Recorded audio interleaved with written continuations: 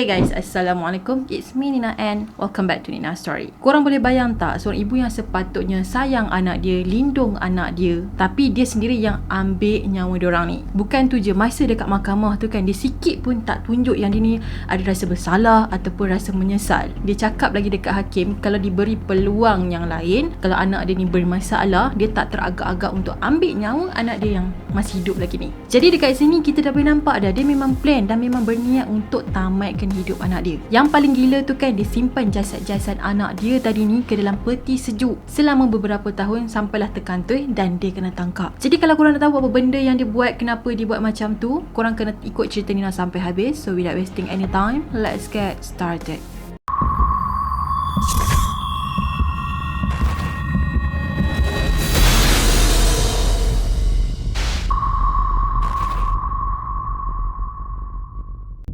So, sekitar tahun 2015 dulu, seorang wanita yang bernama Mitchell Blair yang berusia 35 tahun telah kena halau dari rumah dia sendiri, dari rumah sewa dia. Jadi, dia ni dah hutang dengan tuan rumah sebanyak $2,206. Masa tu dia tinggal dengan 4 orang lagi anak dia dekat rumah tadi tu di Michigan, Amerika. Saudara Blair ni cakap yang Blair ni suka sangat pinjam duit dengan dorang sebabnya Blair ni jarang lah ada pekerjaan yang tetap. Tapi biasanya family dia ni memang malas dah lah nak layan. Kalau dulu dah tolong, sekarang pun nak kena tolong. Jadi macam orang kata naik lemak lah kan, kau carilah kerja. So lama-lama diorang pun dah tak hulu duit dekat dia. Diorang kata kalau kau nak duit, kau kena pergi kerja. Yelah, kalau dah selalu minta duit kan, siapa je nak bagi. Jadi Blair ni dia ada 2 orang anak perempuan dan juga 2 orang anak lelaki. Okey, anak-anak dia adalah Stoney yang berusia 13 tahun, Stephen 9 tahun. Jadi Stoney dengan Stephen ni adalah mangsa dia. Dan 2 orang lagi anak dia yang berusia 17 tahun dan juga 8 tahun. Nama 2 orang anak Blair yang survive ni tak dinyatakan. Okey, maksudnya diorang rahsiakanlah siapa diorang ni. Kalau ikut cerita jiran-jiran Blair kan, diorang kata Blair ni adalah seorang ibu yang penyayang. Diorang juga gelar Blair ni sebagai Angela sebab diorang kata dia ni adalah seorang ibu yang mempunyai hati yang baik dan juga cantik. Dia juga ajar anak-anak dia ni dekat rumah tau. Sebab undang-undang Michigan masa tu, diorang macam tak paksa lah untuk ibu-ibu ni daftar dekat Jabatan Pendidikan.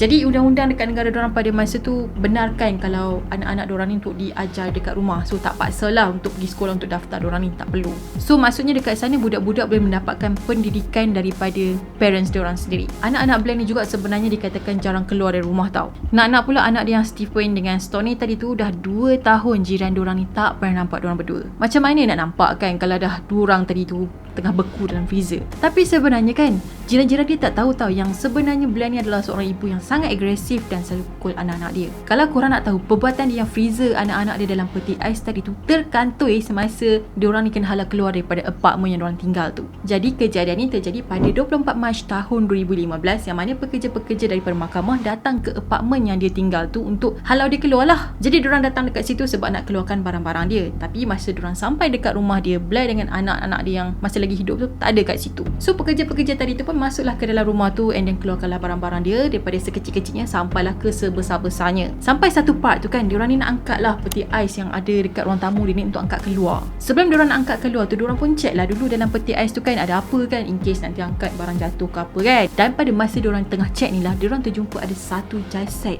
remaja perempuan yang membeku dalam sebuah plastik yang besar. So siapa je tak terkejut kan kalau kau buka je peti ais, kau nampak ada orang dalam tu kan. Jadi apa yang diorang buat pada masa tu, diorang pun report polis dan beritahu yang diorang terjumpa sesuatu dalam peti ais di rumah Blair. So bila polis dapat call tadi, dapat report tadi, diorang pun teruslah cepat-cepat ke rumah Blair ni. Dan bila polis buka peti ais tu, sebenarnya bukan ada satu jasad je tau, tapi ada 2 jasad. Jadi yang jasad kedua ni adalah anak lelaki dia pula. Dan kedudukan plastik tu yang mana kakak dia ada dekat atas dan bungkusan si adik tu pula betul-betul ada dekat bawah. So kes ni dengan cepatnya tersebar dekat jiran-jiran dia pada masa tu. Polis pun carilah dekat mana dia kan, sebab dia tak ada dekat rumah tu, and then jiran dia tahu dekat mana Blair ni berada. So dia pun beritahulah dekat polis. Pada masa tu Blair ni ada dekat rumah jiran dia yang lain, maksudnya dia tengah tunggu dekat situ ataupun tengah bersembunyi lah. Jadi polis pun pergilah dekat rumah jiran dia, and then ya memang diorang jumpa ada 2 orang je anak dia yang ada dengan dia pada masa tu. 2 orang lagi hilang. Akhirnya Blair ni pun kena tahanlah atas tuduhan membunuh anak-anak sendiri guys. 2 orang anak dia yang beku dalam dalam freezer tadi tu pun dibawalah ke bilik mayat untuk defrost ataupun untuk cairkan diorang ni. So pihak forensik ni ambil masa 3 hari jugalah untuk bedah siasat diorang ni nak tahu punca kematian diorang. Hasil laporan mengesahkan yang diorang berdua tu memang anak Blair, diorang ni dibunuh dan telah diletakkan dalam peti sejuk selama 3 tahun.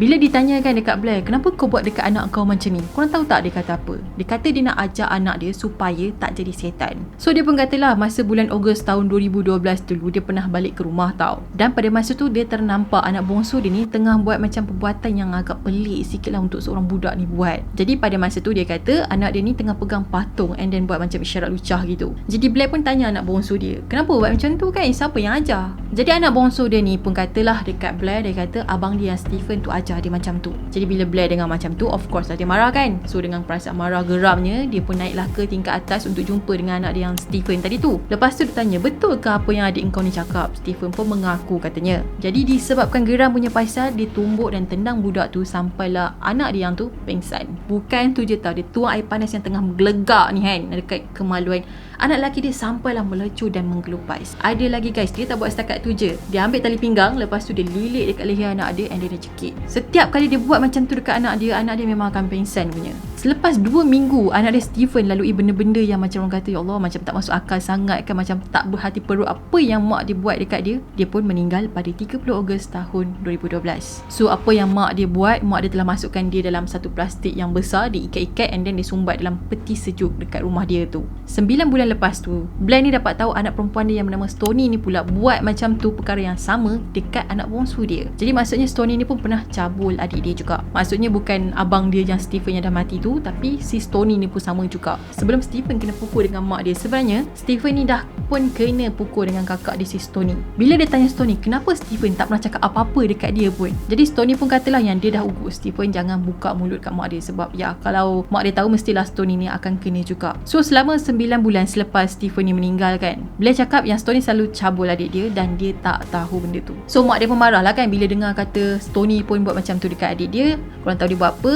Dia tak bagi Stoney ni makan sampailah budak tu kelaparan. Dia pukul Stoney sampailah Stoney meninggal pada Mei tahun 2013. Masa tu dikatakan Blair ni macam nak serah diri dia lah dekat polis kan lepas apa yang dia buat. Tapi dia kata anak bongsu dia tahan dia daripada buat macam tu. So dia pun tak jadilah serah diri dia. Kemudian jasad Stoney ni pun dimasukkan dalam plastik besar, diikat apa semua dan disimpan di dalam freezer sama macam adik dia kena. So Blair dengan 2 orang lagi anak dia tu kan hidup dalam rumah tu macam tak ada apa-apa yang terjadi. Selama 3 tahun diorang ada dekat dalam peti ais tu kan, tak ada seorang pun yang cari diorang ni tau. Diorang ni sebenarnya masih ada lagi ayah, tapi ayah diorang ni macam tak peduli dengan diorang, bukan seorang ayah yang bertanggungjawab lah. Sebab itulah tinggal Blair ni seorang-seorang untuk besarkan anak-anak diorang ni. Jadi Blair jugalah yang telah berhentikan anak dia daripada sekolah dan dia cakap dekat pihak sekolah yang dia nak homeschooling diorang. Sebab itulah bila diorang ni hilang, tak ada siapa yang nak cari tau. Bila jiran-jiran diorang tanya mana Stoney dengan Stephen kan macam dah lama tak nampak kan. So mak dia ni macam akan ciptalah macam-macam alasan lah untuk cover diri dia. Dia katalah anak dia ada je dalam rumah sakit ke apa ke macam tu lah. Blair juga mengaku dekat depan hakim, okay, dia kata yang dia tak rasa langsung bersalah dan dia tak menyesal pun dengan apa yang dia dah buat dekat 2 orang lagi tu. Dia kata anak-anak dia tadi ni macam tak menyesal dengan apa yang diorang dah buat dekat adik bongsu diorang.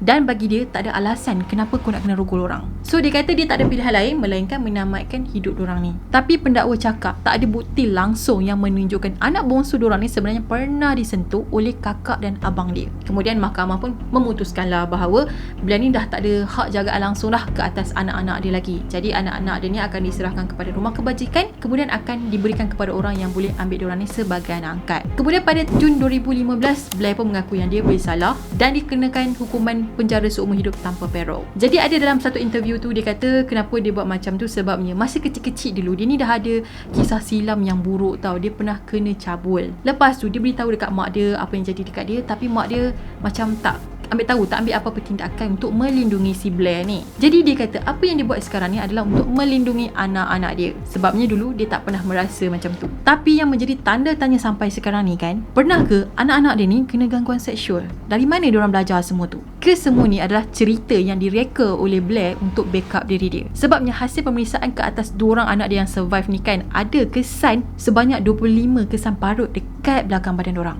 Anak sulung Blair ni cakap yang dia pernah kena pukul dengan mak dia dengan batang besi sehingga menyebabkan dia punya salah satu gigi dia dekat dalam mulut ni kan patah. Lepas tu bila mahkamah tanya ayah dia kan, kenapa ayah dia macam tak tahu semua kejadian ni, apa yang terjadi dekat anak-anak dia kan. Dia pun cakap lah yang Blair ni pandai sembunyikan rahsia, tak tunjuk kata dia jahat. Even dia dah tak jumpa dengan 2 orang anak dia tu dah hampir 2 tahun tau. Dia langsung tak syak apa-apa yang terjadi dekat anak dia. Sebabnya ayah diorang ni fikir yang anak-anak diorang ni hidup okey je dengan mak diorang ni. Jadi memang salah dekat sini, ayah dia ni memang seorang yang tak bertanggungjawab langsung, yang tak peduli dengan keadaan anak-anak dia okey ke tak okey ke, sihat ke tak ke, dan dia juga tak pernah bagi nafkah langsung dekat anak-anak dia. Jadi maksudnya lepas dia berpisah dengan mak diorang ni, dia tak peduli dah pasal anak-anak dia nak hidup ke nak mati ke, lantak lah macam tu. Jadi janji diri dia ni bebas dan boleh teruskan kehidupan. Pada tahun 2017 pula, Blair telah ada salah laku sebanyak 28 kesalahan dalam penjara tau. Iaitu sejak dia ditahan masuk dalam penjara pada Julai 2015. Dalam tempoh 2 tahun tu dia dah ada salah laku sebanyak 28 tau. Dekat dalam banduan tu, apa yang dia buat, dia pernah seram banduan lain, ludah dekat orang, dan dia juga pernah kencing dekat pegawai penjara situ.